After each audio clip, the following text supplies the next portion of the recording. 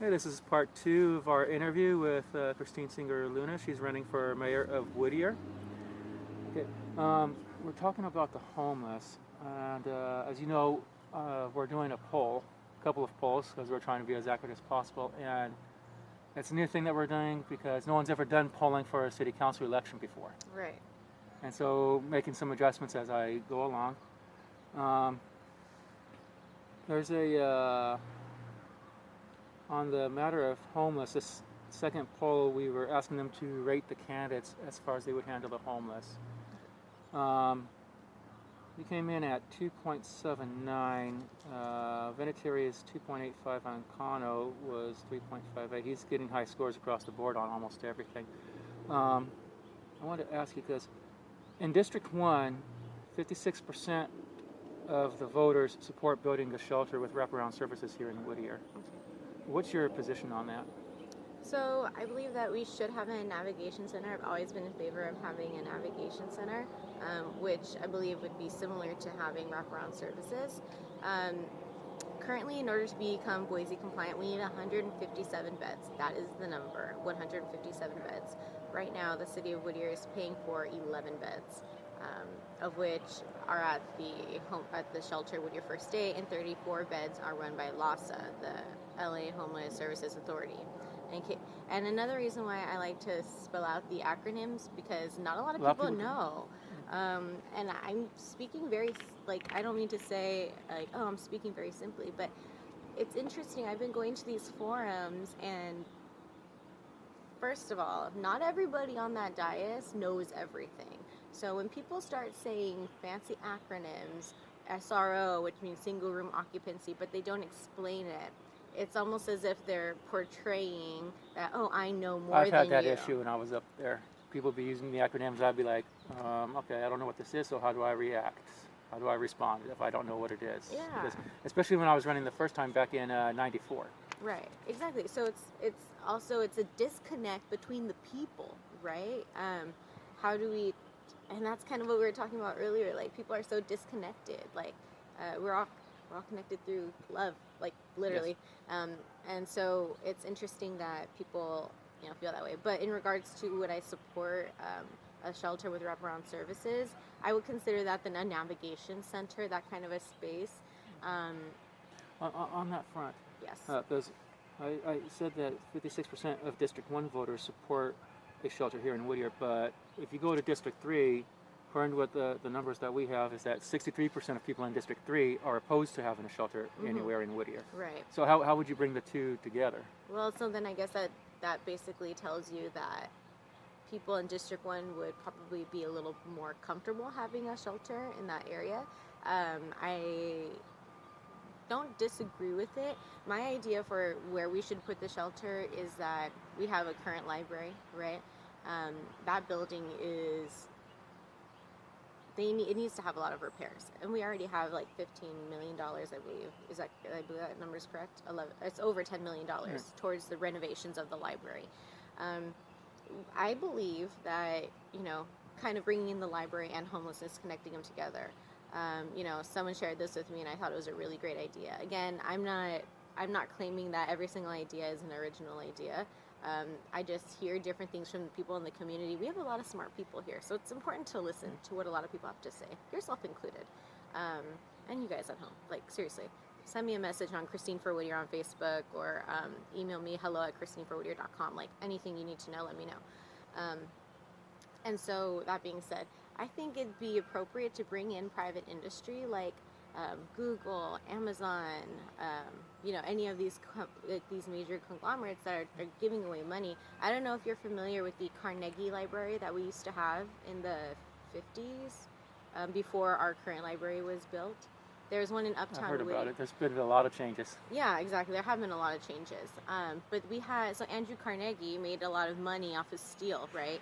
And so to give his money away, he made a foundation where he was building all of these libraries throughout the country. And so Whittier was lucky enough to have one of those libraries, which is where Crepes and Grapes is at now, on the corner of Bailey and Greenleaf. So my idea is to bring back private industry into the conversation.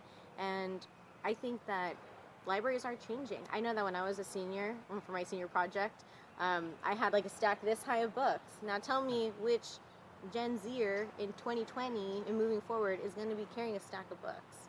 Um, not Yeah, you saying can just put it on your phone or on a tablet. right. And so if we built a state-of-the-art facility that had like music rooms or podcasting rooms or YouTube rooms or like different audio and visual areas that will benefit the children, benefit our future generations, that's adds so much more value to the project, right?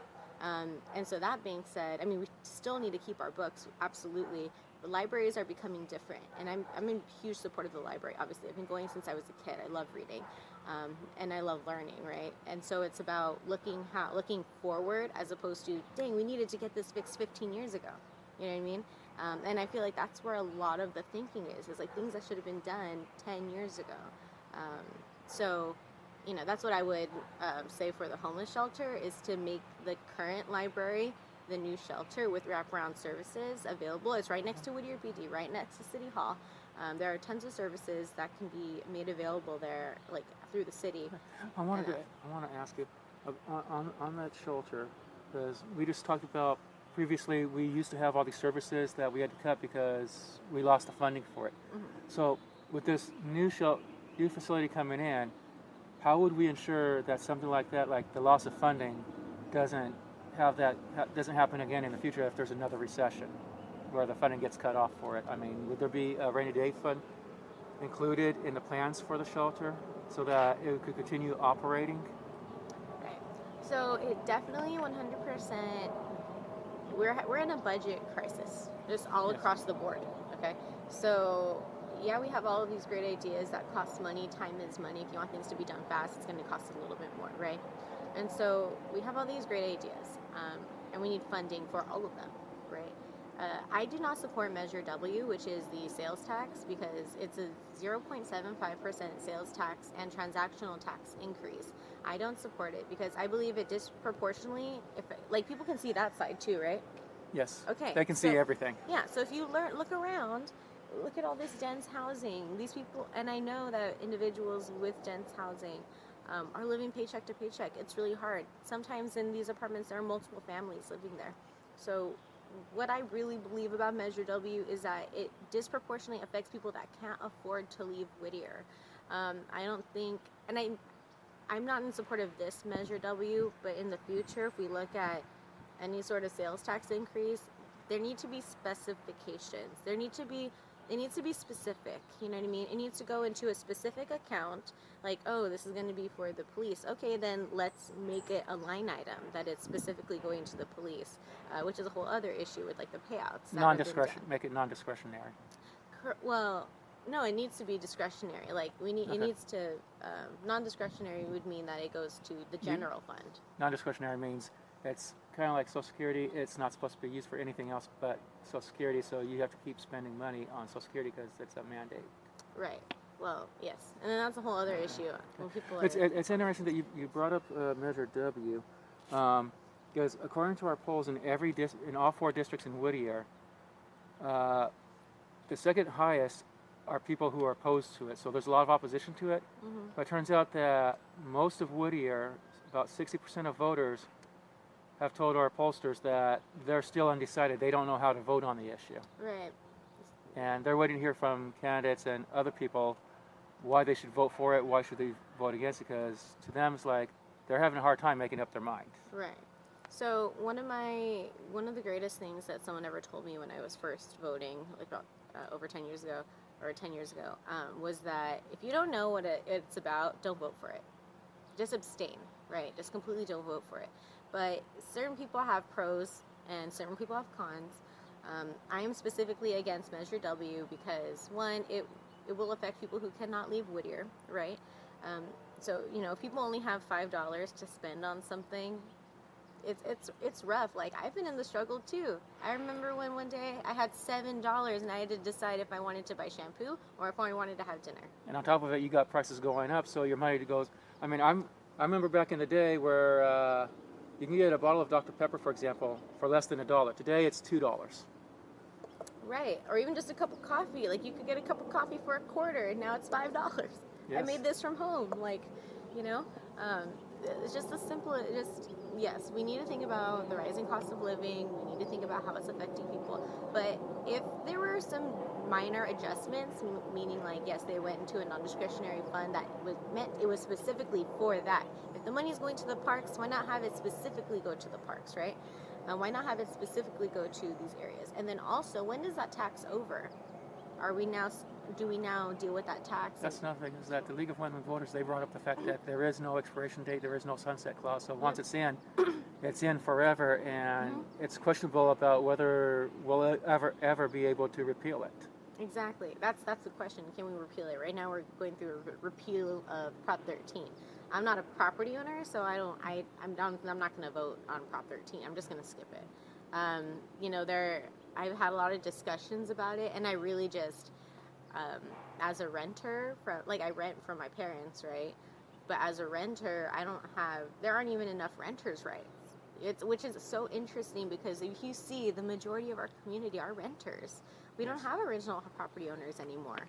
So these are all very interesting things and perspectives that aren't even up on the dais. I think all of the people who are currently on the dais own their homes. They do.